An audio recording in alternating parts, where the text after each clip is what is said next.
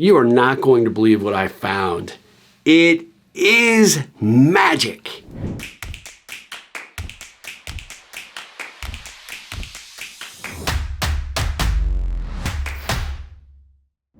Hey, if you're new around here, my name is Steve Harper. I turn ordinary connections into extraordinary relationships. How do I do that?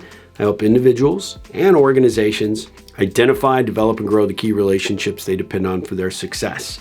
This month in our Ripple community, we are talking about just spring cleaning. It's not just for your closets, your underwear drawer, that pile of papers that are sitting on the edge of your desk at work. Although all those things need to go. They need to get hands-on and cleaned up. But it's about the process. It's about looking at everything you've accumulated and figuring out, what do I really need? What do I really want to retain? And what else is just a distraction? What is taking up space unnecessarily? What is annoying me because I just never want to use that thing or look at that thing again?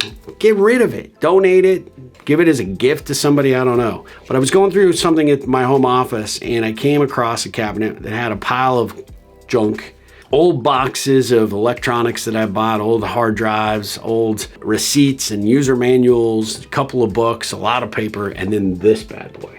And the moment I put my hand on this thing, this book called Once Upon a Question by Warren E. Sigmund, I instantly was transformed to a 6 or 7 year old. This was a book I got at a book fair at school, and I didn't know what I was getting at the time, but when I got it, I was hooked.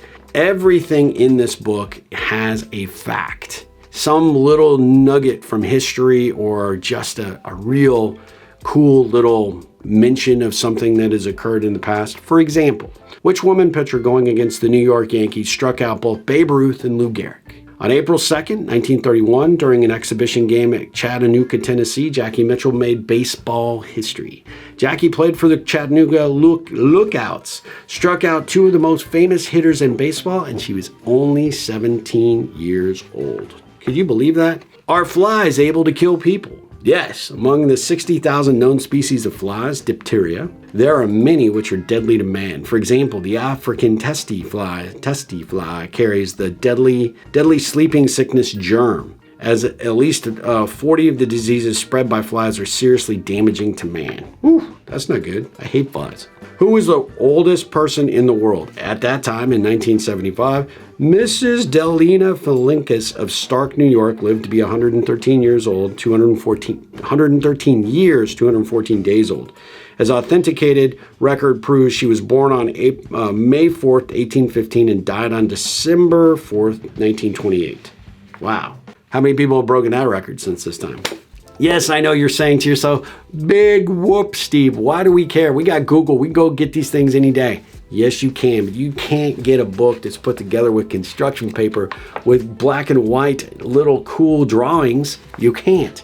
Google does not have that. It will not show this.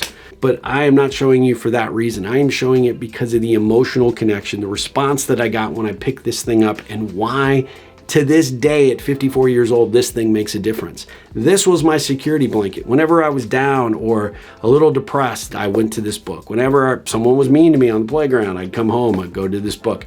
When I was looking for ways to connect and talk to my friends who always seem to have something to talk about, but me, not so much, I went to this book.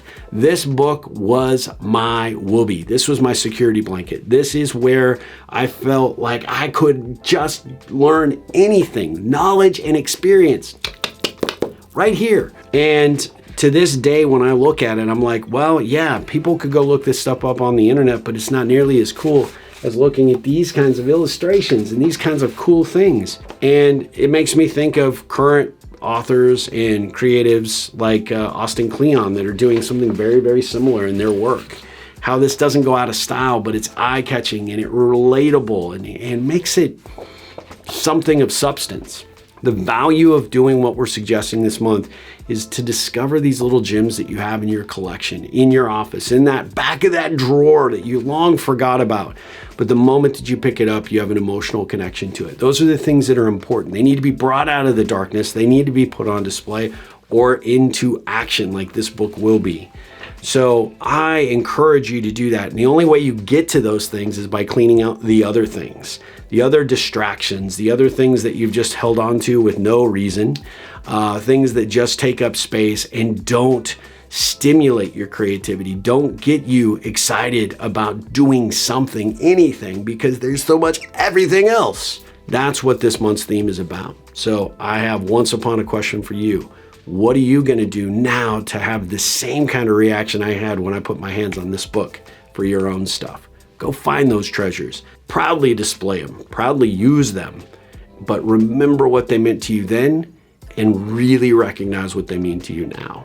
I feel like if you do this, not only are you going to get organized and get a little bit more, let's just say more relaxed, a little more comfort because you have control over your space. And then when you look over at those things that no longer are covered by the pile of papers or no longer stuck in a drawer, but you can look at it, you can pick it up and you know where to find it now, those things have much more meaning. So hope you'll take advantage of this. Hope you will do it. And by the way, these things become great ways to connect with other people.